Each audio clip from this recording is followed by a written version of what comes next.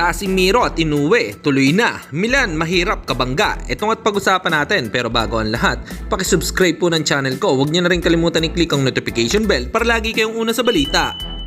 Nalaban ang aasahan, balita sa mga pambato na isasalang, pasabog na video, lahat yan nandito. Nino Cruz TV ang iyong paborito.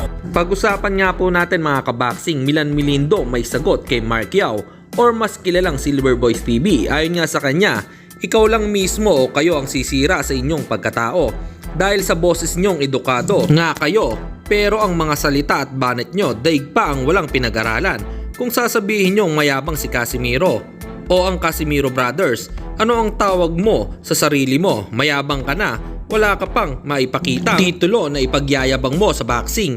Ang taas ng pride mo, akala mo naman may napatunayan ka. At pati ang isang sikat na sports vlogger sa Pinas na si Pau Salud ay tila nakabangga din ni Milan Milindo. Ayon nga sa kanya ay isang pagkakamali mo lang, Paukas Sports, i-reveal kita kung gaano ka kasakim.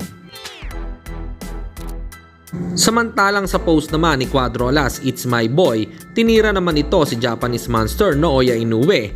Ayon nga sa kanyang post, sa pagkakaalam ko, ang halimaw hindi namimili ng kalaban.